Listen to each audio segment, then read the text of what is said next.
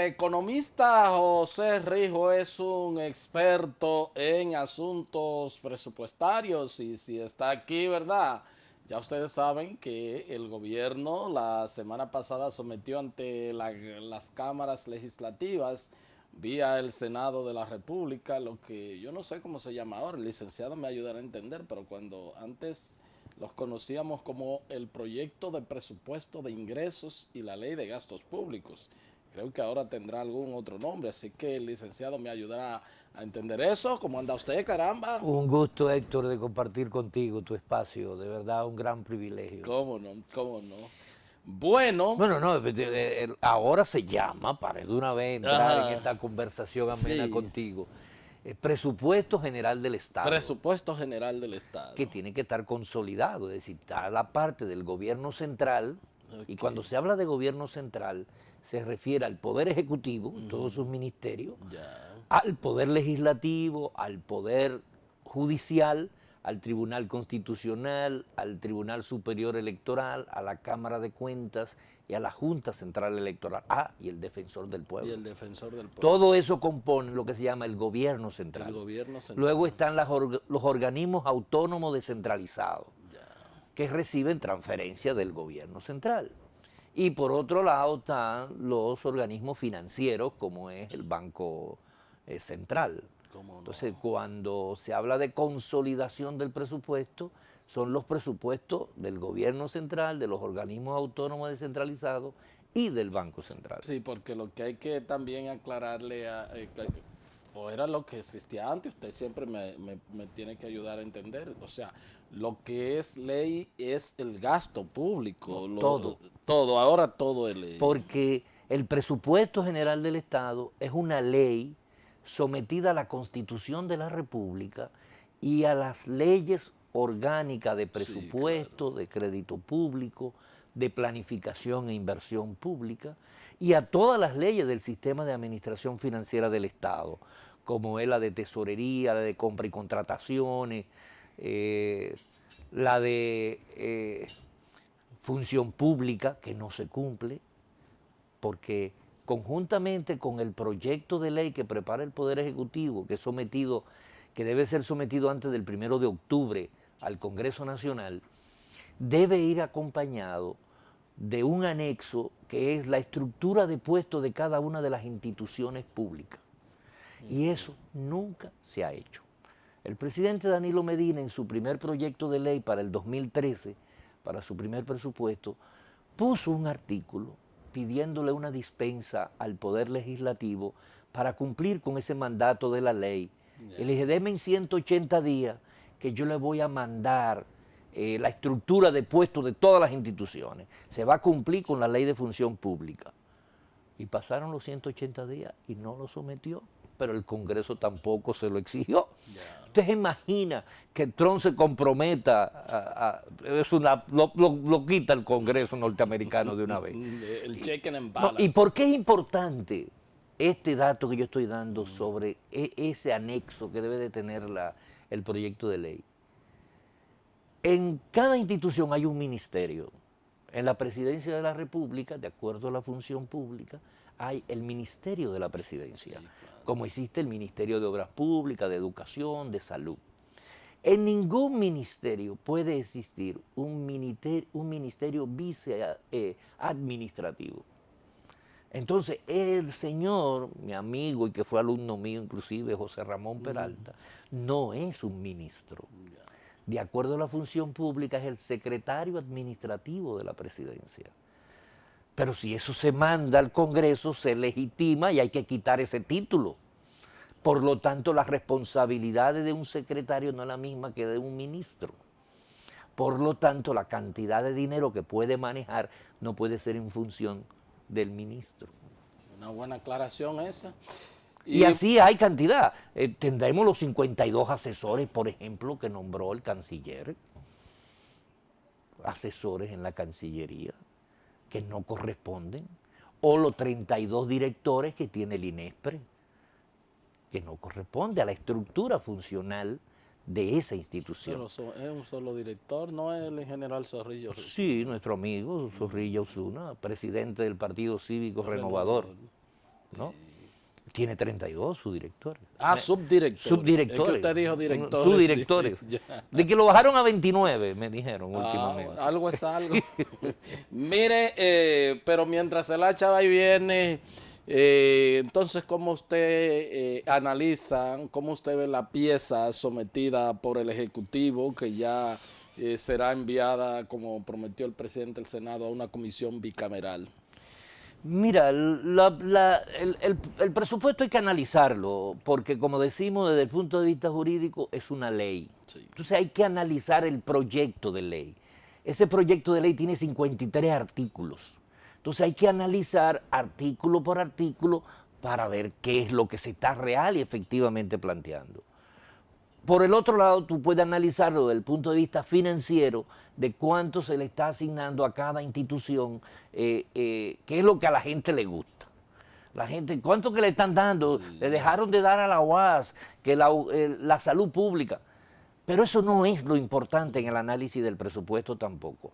El presupuesto debe ser analizado a partir de lo que es lo físico, lo que se llama el presupuesto físico, que es para qué se van a utilizar los recursos que se le están asignando a cada institución. Entonces, para uno evaluar el presupuesto del año siguiente, tiene que hacer una evaluación previa de qué se ha logrado este año. Con los 500 millones de pesos que va a ejecutar el Ministerio de la Mujer, ¿qué hemos logrado? ¿Cuál ha sido el impacto en la defensoría de los derechos económicos y sociales de la mujer? ¿Cuál ha sido el impacto en la transversalidad de la política de género en la sociedad dominicana? Es decir, ¿cuántas aulas se incorporaron? ¿Cuántos niños? ¿Cuánto disminuimos materno-infantil? Es decir, todo eso tiene que estar indicado en las asignaciones de los recursos. Lamentablemente todavía estamos en planes pilotos de la elaboración del presupuesto por resultado que permite evaluar la evolución física. Ahora, lo financiero, que es lo que la gente... Sí. El gobierno presenta un presupuesto deficitario, es decir, mantiene el modelo altamente clientelar, porque es deficitario mayormente porque es clientelar, porque no está racionalizado los gastos en función de las necesidades prioritarias de la gente. Es decir, educación, salud, seguridad ciudadana, vivienda. Aunque tal vez tengan el mayor volumen de dinero, no responden a resolver los problemas fundamentales. Por ejemplo, pero un déficit de 2 y algo, que parece que de 2 puntos y algo, no es tan exagerado. Ahí viene otra cosa. Cuando el modelo deficitario no permite que tú disminuya tu endeudamiento. Porque el déficit lo que significa sí, claro, hay que buscar los cuartos para... Hay que buscar dinero prestado. Y hay ¿no? dos maneras, ya una no se usa, que es tirar la maquinita de los inorgánicos, la Exacto. otra es financiamiento. Entonces, todo este modelo empezó en el año 2008 prácticamente, y lo que se ha hecho es buscar más impuestos. Es decir, para cubrir los déficits tú tienes que tener más ingresos. O tú disminuyes los gastos o tú aumentas los ingresos. Ha habido 6 reformas en los últimos 10 años y sin embargo seguimos teniendo un presupuesto deficitario porque los gastos no se han racionalizado. Han crecido en desproporción a cómo han crecido los ingresos, a pesar de ser el país que la economía es la que más ha crecido en toda la región, ¿no? Pero que ya se va desacelerando a tal extremo que en este primer semestre apenas creció un 4%. Entonces esos son elementos que tú tienes que tomarlo en cuenta en la planificación que tú estás haciendo para el próximo año. ¿Qué planifica el gobierno para el próximo año? Bueno, yo voy a tener un déficit de 87 mil millones de pesos y me gustaría para que la gente, si pudiéramos con esta grafiquita, don Héctor, para que se pueda ahí observar. Él lo frisa ahí, ¿verdad? Un 2,2%. No, ahí pues, está. Pues fíjate, ellos están presupuestando 603 mil millones de pesos de ingresos, pero de gasto 690. Entonces tenemos un déficit de 87 mil millones de pesos. Un 2,2. Un 2,2% del PIB. Ahora, nosotros necesitamos pagar 127 mil millones de pesos de capital de deuda. Entonces, para poder cubrir estos 127 mil Y este déficit de 87.000, yo tengo que buscar prestado 214.000 millones de pesos. Para que luego que yo pague el capital, me sobren los 87.000 que me van a cubrir el déficit. Van a netear ese Y ahí es lo que se llama un presupuesto equilibrado, ¿no? El financiamiento neto me permite cancelar el déficit. Así cualquiera equilibra un presupuesto, porque tú lo estás equilibrando con financiamiento. Ahora, ese financiamiento, ¿cómo tú lo vas a conseguir? ¿Cómo tú vas a conseguir 214.000 millones de pesos? Antes tú conseguías prestado con los bancos multilaterales, el Fondo Monetario, el Banco Mundial, el BID, pero ya solamente prestan para proyectos específicos, no te prestan para que tú gastes corrientemente. Entonces, ¿qué ha utilizado el gobierno? Ha utilizado la emisión de bonos. Y fundamentalmente para el año que viene se piensan emitir 2.100 millones de dólares en bonos soberanos y unos 1.400 millones de dólares en bonos internos. Es decir, que estamos hablando de alrededor de 3.500 millones de dólares que se van a emitir con bonos. Ya la deuda nuestra, el 73% de nuestra deuda está en papeles. Y eso hace que la deuda nuestra sea altamente especulativa.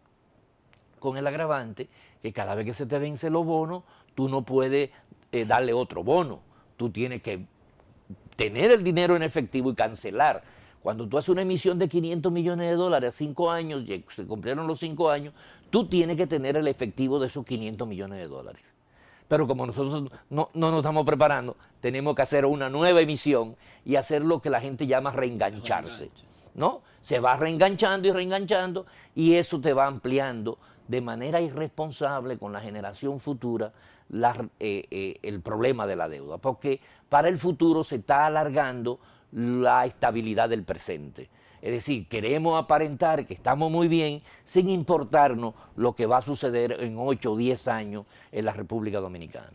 Insolvencia que ya casi la estamos viviendo, porque este año, dentro de los gastos, hay un pago de intereses de la deuda.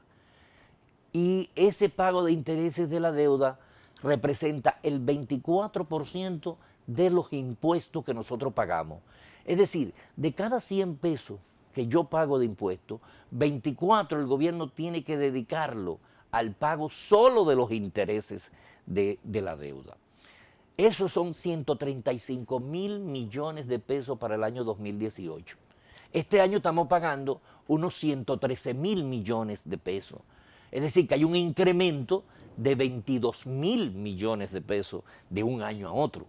Eso es una carga muy pesada para una economía, para un gobierno que solo recauda por debajo del 14% de toda la riqueza. Es decir, lo que se llama la presión tributaria se mantiene en un 14% del Producto Interno Bruto. Aunque para la proyección del próximo presupuesto se plantea creo que un 14,5, que es muy alto, porque vamos a terminar este año. Una sobreexpectativa. Sí, eso es sobreestimado. Nosotros este año vamos a terminar como en 13,8.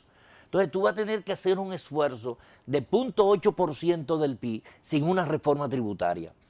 Desde el 2012 al 2016, con la reforma del 2012 se planificó que íbamos a tener un 16% de presión tributaria en el 16 y que como consecuencia de eso, el ITEVIS que pagamos ahora de un 18% se iba a reducir al 16%, pero se mantiene el 18% porque no hemos podido superar el 14%.